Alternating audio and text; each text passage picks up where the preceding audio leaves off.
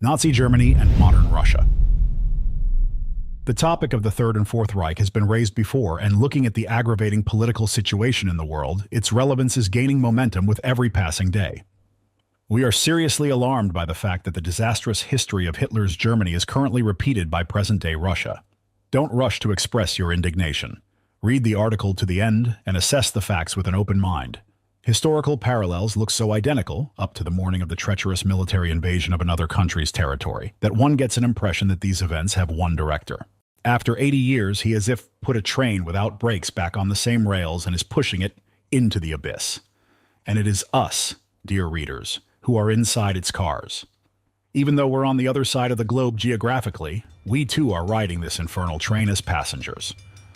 This association is not exaggerated or bizarre. If World War III breaks out, we'll regret we were born, as it will affect everyone. Yes, almost a century has passed, yet the pattern of a totalitarian regime's development with a claim for world domination is repeating itself as if it was carbon copied. Certainly, times have changed, and the geopolitical layout of the world map is completely different today. If fascist Germany, driven by racial ideas of superiority of its leaders, openly sought total domination over other countries, the leaders of modern Russia, rather at the dictation of those behind them, are trying to justify the beginning of a bloody war by fair, as they believe, arguments of defense against NATO's expansion to the east. Is everything so unambiguous in this tragic tale? Or is there anything that remains in the shadows? In our opinion, this game is not as simple as it seems.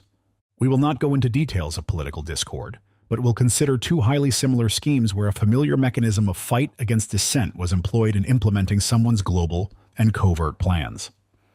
The subject of our study is anti-cultists. In the article Anti-cultism During the Rise of Fascist Germany, we describe the role of German sect fighters in inciting, aiding, and ideological support of the Nazi regime. Moreover, we are convinced that the Nazis wouldn't have become the brutal Nazis they were without instigators such as anti-cultists and Protestant preachers behind their backs. This publication is a logical sequel of the aforesaid article, except that the scene is moved to our time, to the territory of the country that suffered the most at the hands of Hitler's invaders in World War II, to Russia. From the previous article, it became clear that the attack on the USSR was preceded by a lengthy preparatory period within Germany, in which one can identify several factors or implemented stages. Ideology of superiority. Establishment of a dominant religion. Suppression of dissent. Massive war propaganda. This resulted in unleashing a bloody invasion war that killed about 70 million people all over the planet. Pre-war Germany. Using Nazi Germany as an example, we can observe the following facts. 1. Ideology of superiority. In short, the policy of racial discrimination, including ideas of the superiority of the Aryan race and the concept of racial hygiene, was based on a rattling occult mixture of radical theories of George Gurdjieff, Martin Luther, Josef Lanz, Karl Haushofer, and Hans Gunther, and manipulation on the part of the influential secret order the Green Dragon. Calling things by their proper names, we must say that the roots of the largest war in the history of humankind, which broke out in the 20th century, go down to the very real anti-cultism. After all, radical anti-cultist views had been shaped long before the emergence of Adolf Hitler. 2. Establishment of a dominant religion. A pro-Nazi church movement, the German Christians, which arose within the evangelical Lutheran Church, calling themselves the Stormtroopers of Jesus Christ, took control of the entire church in 1932 and became the dominant religion in Germany. 3. Fight against dissent.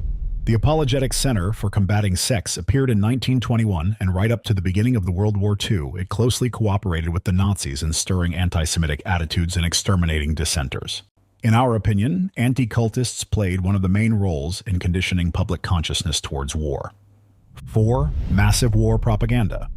From 1933 to 1945, the Nazi Minister of Propaganda, Joseph Goebbels, consolidated in his hands all the vital levers of control over the press, radio, cinema, and other spheres of German culture. Through a combination of demagogical rhetoric, skillfully staged mass events, and effective use of modern technology, primarily radio and cinema, for propagandistic purposes, he succeeded in infecting large strata of the German nation with ideas of National Socialism and defaming communists, social democrats, Jews, and members of religious minorities.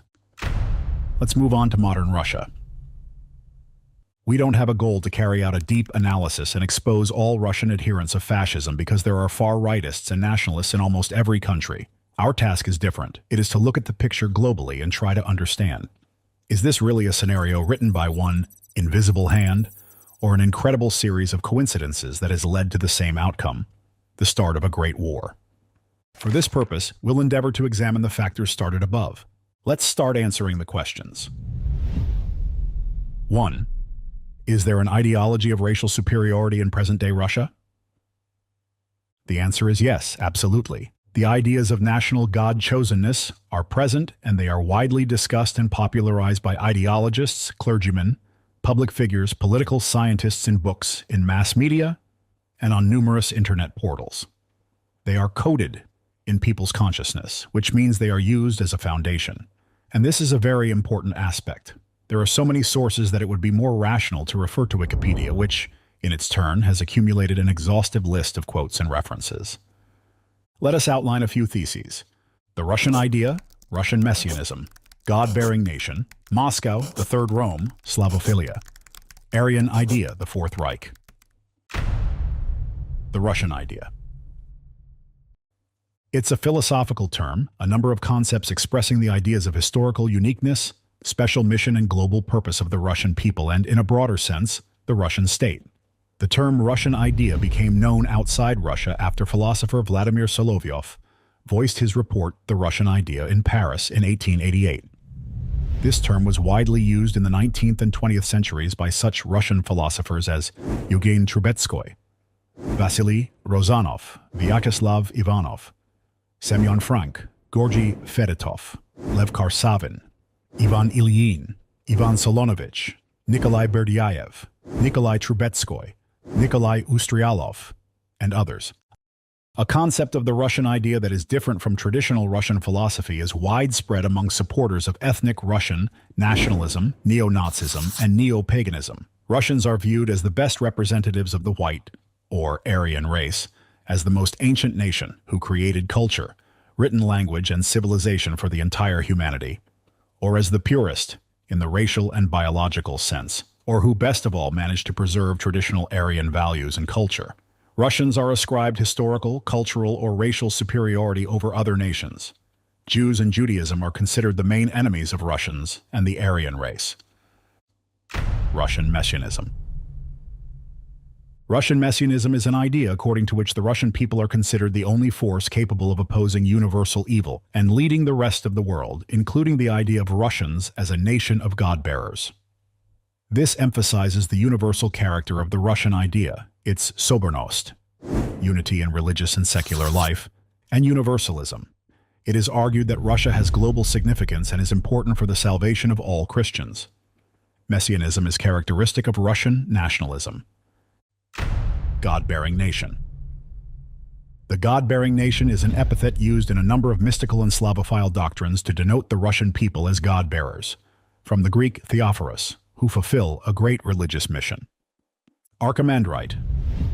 Theodore Bukharev emphasized that Slavic Russians, whom he viewed as a God-bearing people protected by God and the Mother of God, had a special place in history.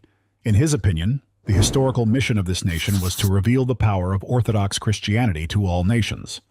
Russian Orthodox fundamentalism includes a pronounced political messianism, stemming from the concept of Moscow, the Third Rome. It preaches the idea of the uniqueness of Russia seen as the center of spiritual truth, virtue, and piety, where Russians are a nation of God-bearers, that is, bearers of the true Orthodox Christian faith. According to Russian Orthodox fundamentalists, the God-bearing nation is persecuted due to its unique moral purity. It is asserted that Russia is a battlefield for the forces of light and darkness, and Russian people undergo suffering for the sake of goodness, truth, and justice. Patriotism is given a metaphysical substantiation, while love for the homeland and unity of the people are considered holy feelings. Russian Orthodox fundamentalism has a pronounced state-centered character. Fundamentalists consider unity of the state, church, and people, peoplehood, to be key for preservation of piety. Therefore, they advocate active influence of the church on politics, which should be implemented by merging it with the state. Fundamentalists consider both external and internal social forces and processes to be their enemies. Moscow, the Third Rome. Moscow, the Third Rome is a theological, historiographical, and political concept asserting that Moscow is a successor of the Roman and Byzantine empires. It postulates the legitimacy of transferring the political and religious center of the Orthodox Christian world to Russia. According to the concept, the Russian state and its capital are the last, there will not be a fourth, earthly manifestation of the indestructible Roman kingdom that existed since the advent of Jesus Christ. This spiritual Christian kingdom is not localized in space and time. It passes from its one incarnation to another according to the theory of translatio imperii, transfer of rule, which in particular goes back to the book of Daniel. The eschatological meaning of Philophe's concept, there will not be a fourth, implied the imminent end of time. Philologist Ghassan Guseynov described Moscow, the Third Rome, ideology as follows. The very idea that the state is more important than individual human destinies, the ideology of a huge state over whose territory the sun never sets, and so on, is the embodiment of the idea of Moscow, the Third Rome. Another striking example reflecting the ideological paradox of this term is the notorious propagandistic website https://3rm.info/. Its design combines the incombinable: God, Orthodox, Curtisarian icons, power, autocracy, patriotism, the beast's face, khaki camouflage colors, and a live bullet. Slavophilia.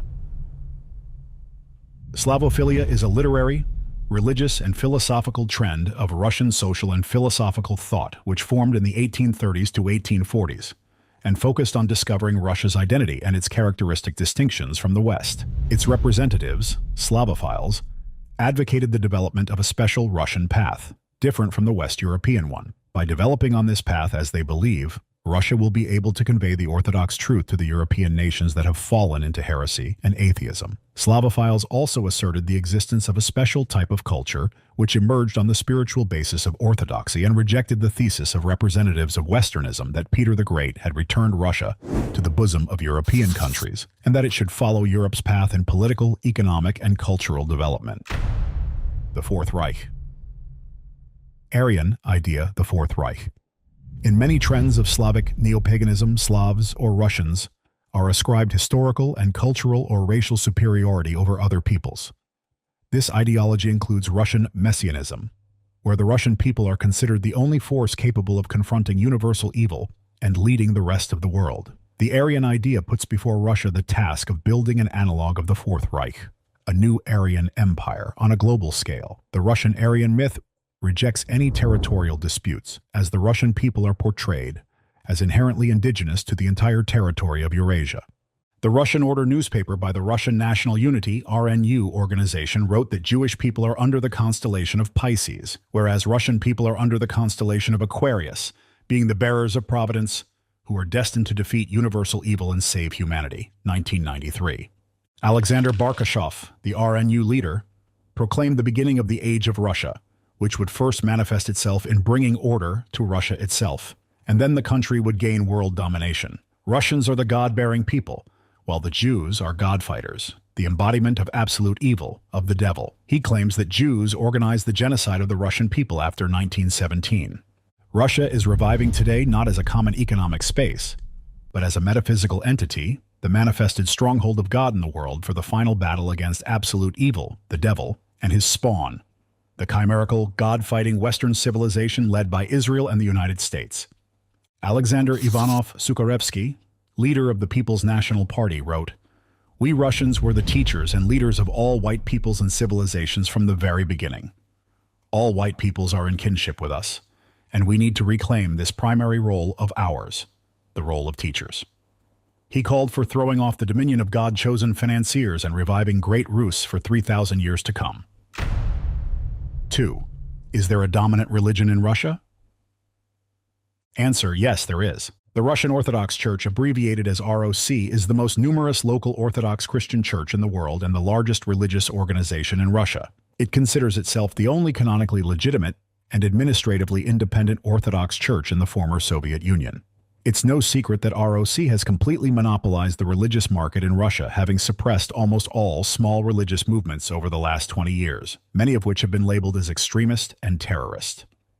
As of early 2019, the Russian Orthodox Church had 309 dioceses, with 382 archbishops, 35,677 priests, and 4,837 deacons, 38,649 parishes, 474 male and 498 female monasteries, with 5,883 monks and 9,687 nuns, respectively, including those in the process of taking vows.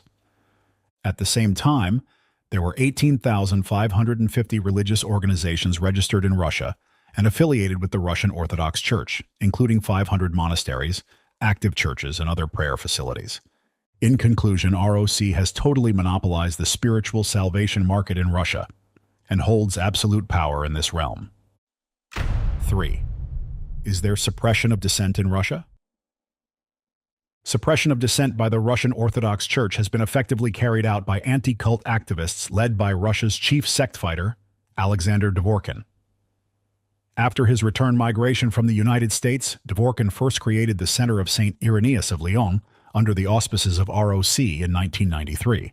In 2006, the Russian Association of Centers for the Study of Religions and Sects, RATSERS, was established. RATSERS includes regional public organizations working on the issue of destructive sectarianism, cultism, in post-Soviet countries. The long-term destructive activities of anti-cult activists led by Alexander Dvorkin and RATSERS are examined in great detail in the Impact documentary, particularly in its first part. We recommend watching it. Alexander Dvorkin's religious intolerance is widely known to the public, human rights advocates, and academic circles. The website of Dvorkin's brainchild, the Center of St. Irenaeus of Lyon, contains a list of undesirable sects, cults, many of which have been declared extremist organizations and banned in Russia, owing to Dvorkin's efforts. Quite a few members of small religious groups were imprisoned simply for believing in God in ways not prescribed by ROC. In essence, during the 30 years of Dvorkin's anti-cult activities, the same things happened in Russia as in pre-war Nazi Germany. Documents and blacklists of sects and cults were compiled. In Germany, this was done by the Apologetic Center, led by Walter Koneth. RATSERS strengthened its cooperation with law enforcement agencies. In Germany, the Apologetic Center collaborated with the Gestapo. Ideas of anti-cultists influenced the head of the state. Mr. Putin, who adopted their theories of Satanism and sectarianism, started accusing the West of those evils and made them part of his state propaganda apparatus. In Germany, ideas of Lutheran Lanz influenced Adolf Hitler's worldview. And after its establishment in 1933, the Gestapo began to adopt practices and exchange documents with Koneth's Apologetic Center, while radical Protestant pastors urged the Gestapo to toughen its methods against Jews and dissenters. As a result, undesirable, dissenting and non-conforming individuals and organizations were suppressed and destroyed to form a unified public opinion with the help of the dominant church. Why? In order to spur the country's population towards war more easily. Moreover, Russian anti-cultists worked extensively to exacerbate and destabilize the internal situation in the country, creating an image of a new enemy in public consciousness, embodied by the Ukrainian people. What were the consequences? The onset of war and the beginning of genocide. We will explore these topics in more detail in our subsequent publications. 4. Is there war propaganda in modern Russia? A rhetorical question. Since the beginning of the first armed conflict in Donbass in 2014, the Russian propaganda machine has been ramping up its efforts. Laws became tougher, and missionary activities of small religious groups were banned. This was a preparatory phase where key figures and ideologues of the Russian world, such as ROC Patriarch Kirill, Vladimir Gundyaev, Alexander Dugin, Konstantin Malofeev, Vyacheslav Nikonov, Natalia Naroshenitskaya, etc., as well as anti-cult activists from RATSERS, including Alexander Dvorkin, Alexander Novopashin, Roman Silantiev, and many others, played an active role in artificially demonizing Ukrainian citizens. It is worth noting that, according to authoritative sources, although RATSERS is a parachurch entity, it is directly subordinate to the ROC Patriarchate. After the armed invasion of Ukraine in February 2022, mass media, including TV and radio channels, literature, pop culture, cinema, and all pro-government online resources fully ramped up their efforts to justify and support the idea that the war is necessary. The war was inevitable. After all, it's not even a war, but merely a special military operation, SMO, aimed at denazification and demilitarization of the unruly neighbor, the people of Ukraine. However, over time, this rhetoric expanded its geographical scope, revealing the true enemy of the Russian world, the democratic Western civilization. 2.5 years of war have passed with hundreds of thousands of people dead, millions of destinies destroyed, and dozens of cities and villages wiped off the face of the earth. Yet few people still understand the goals and objectives of the so-called special military operation. Perhaps because when viewed soberly, these goals seem absurd and unbelievable. Today, a Russian citizen who disagrees with the government's decision to wage war faces severe moral and physical hardships. For openly opposing the war, one might receive a prison sentence or be labeled a foreign agent, a status remarkably similar in substance to the yellow star forced upon Jews in Nazi ghettos. This degrading status, sanctioned at the legislative level, psychologically oppresses any dissenters and often forces them out of the country. Meanwhile, the most powerful ideological indoctrination today comes from the religious organization ROC, eerily reminiscent of Nazi Germany almost a century ago, when the main Russian church forbids prayers for peace and instead mandates prayers for victory in the war. And the voices of protesters are utterly silent. It speaks volumes. It indicates that dictatorship is practically in place. Who needs a holy war? After 2 years of hostilities, on March 27, 2024, the official website of the Russian Orthodox Church published a mandate of the 25th World Russian People's Council, the present and future of the Russian world. It specifically includes the following lines. 1. Special military operation. The special military operation represents a new stage in the national liberation struggle of the Russian people against the criminal Kiev regime and the collective West behind it, waged on the lands of Southwest Rus since 2014. Through the SMO, with weapons in their hands, the Russian people defend their lives, freedom, statehood, civilizational, religious, national, and cultural identity, as well as their right to live on their own land within the borders of a unified Russian state. From a spiritual and moral standpoint, the special military operation is a holy war, where Russia and its people protect the united spiritual space of Holy Rus and fulfill the mission of the restrainer, defending the world from the onslaught of globalism and the victory of the West that has fallen into Satanism. After the SMO completion, the entire territory of present-day Ukraine should fall under the exclusive influence of Russia. Any possibility of existence of a Russophobic regime hostile to Russia and its people, or a political regime controlled by an external center hostile to Russia, must be completely eliminated on this territory. Moreover, this extensive document dated March 27, 2024, is prefaced with the following lines. This document, summarizing the most significant proposals put forward during the work of expert platforms and the plenary session, serves as the program document of the 25th World Russian People's Council and as a mandate addressed to the legislative and executive authorities of Russia. The word mandate has several meanings: an authoritative directive or command, a document containing an assignment from a higher authority to a lower one, or did they mean something else? If we try to evaluate the above, firstly, the document content fundamentally contradicts the teachings of the gospel, the Christian worldview, and Orthodox theology, serving as a banal justification for anti-gospel ideas of violence, xenophobia, and genocide. Secondly, the commanding tone of WRPC's mandate leads to a blatant misunderstanding. Who is the master of the house? Unfortunately, it must be acknowledged that Orthodox Christianity in Russia today is repeating the history of Protestantism in Nazi Germany, and people need to understand this. Finally, does Mr. Putin, who issued an order to start the armed invasion, realize that he had fallen victim to hidden manipulations? Who needs this holy war? And where will it lead? In any war, it is always ordinary people who suffer.